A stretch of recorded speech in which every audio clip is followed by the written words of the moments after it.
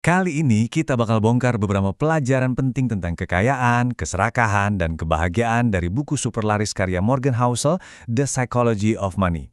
Nah, buku ini tuh punya satu ide inti yang kuat banget, dan kita akan bedah lewat beberapa kisah nyata yang jujur aja luar biasa.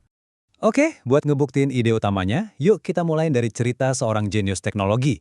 Pintar banget orangnya, tapi dia punya satu kelemahan yang fatal. Coba deh bayangin seorang eksekutif teknologi. Orang ini tuh brilian banget, dia bahkan punya paten penting buat komponen router Wi-Fi. Sukses besar, pastinya. Tapi, dia punya kebiasaan aneh, pamer kekayaan. Dia sering banget bawa-bawa gepokan uang tunai tebel kemana-mana dan ya, dipamerin ke semua orang. Kelakuannya soal uang itu bener-bener nggak rasional. Dia terang-terangan sombong soal hartanya dan ngelakuin hal-hal yang ya ampun gila banget. Contohnya, dia beli koin emas cuma buat dilempar ke laut bareng teman-temannya. Ada lagi, suatu hari dia mecahin lampu seharga $500. Bukannya ganti, dia malah marah. Ngasih manajernya $5.000 sambil bilang, jangan pernah ngehina gue kayak gitu lagi. Nah, pertanyaannya sekarang, orang sepintar dia, sesukses dia, kira-kira gimana akhir ceritanya? Jawabannya, beberapa tahun kemudian kabarnya dia bangkrut total, ludes, nggak bersisa. Dan cerita ini jadi bukti paling nyata dari argumen utama buku ini. Nah, ini dia nih poin kuncinya. Sukses secara finansial itu ternyata bukan soal seberapa tinggi IQ kamu atau sekeren apa gelar kamu. Ini soal perilaku. Jenius sekalipun kalau nggak bisa ngendaliin emosi, ya bisa hancur lebur keuangannya. Oke, sekarang kita lihat dua kisah nyata lain yang kontras banget, tapi benar-benar pas buat ngegambarin ide ini. Di satu sisi, kita punya Ronald Read. Dia seorang petugas kebersihan, kadang juga jaga pom bensin, hidupnya sederhana banget. Nah, di sisi lain ada Richard Fuscone. Dia eksekutif keuangan, lulusan MBA dari Harvard, hidupnya super mewah. Kalau pakai logika, kita semua udah tahu dong ya siapa yang harusnya lebih tajir kan? Tapi, ternyata nasib itu kadang suka aneh. Apa yang terjadi sama dua orang ini benar-benar bikin kaget dan ngebuktiin satu hal. Kalau udah urusan uang, perilaku itu ngalahin otak. Waktu Ronald Read, si petugas kebersihan meninggal di usia 92 tahun, tahu nggak total kekayaannya berapa? 8 juta dolar. Iya, beneran 8 juta dolar. Ceritanya sampai masuk berita internasional. Gimana caranya coba?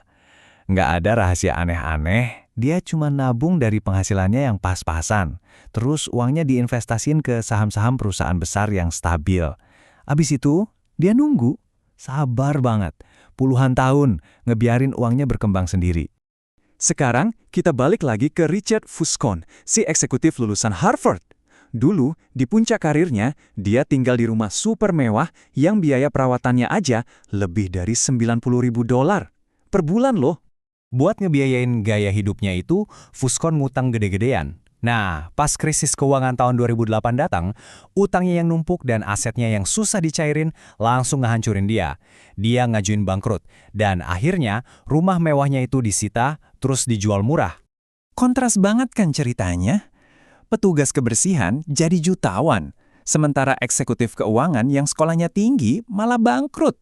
Pembeda utamanya itu bukan soal kepintaran, pendidikan, atau pengalaman, tapi soal kesabaran versus keserakahan.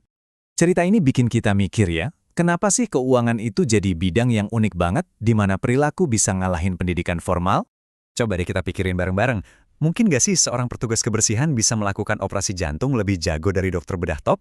Atau ngerancang gedung pencakar langit lebih bagus dari arsitek paling hebat? Ya nggak mungkin lah. Di bidang-bidang itu pelatihan dan skill teknis itu segalanya. Tapi keuangan itu beda. Nah, disinilah bedanya. Kita tuh sering diajarin kalau keuangan itu kayak fisika. Ilmu pasti, ada aturan dan rumusnya. Padahal, kenyataannya, keuangan itu jauh lebih mirip psikologi. Ini bukan soal apa yang kamu tahu di buku, tapi soal gimana kamu ngendaliin emosi di dunia nyata. Kutipan ini benar-benar ngerangkum semuanya deh. Sukses finansial itu soft skill. Cara kamu bersikap bakal selalu ngalahin apa yang kamu tahu secara teknis. Terus, apa artinya semua ini buat kita? Apa yang bisa kita petik dari cerita-cerita ini buat kehidupan kita sehari-hari? Artinya gini, untuk benar-benar paham soal uang, kita tuh nggak perlu jadi ahli soal suku bunga. Yang perlu kita pelajari itu justru sejarah keserakahan manusia, gimana sifat insecure itu bekerja, kekuatan optimisme, dan rasa sakit pas kita ngelihat keluarga kita dan bertanya-tanya, keputusan gue ini ngerugiin masa depan mereka nggak ya? Dan ini kuncinya.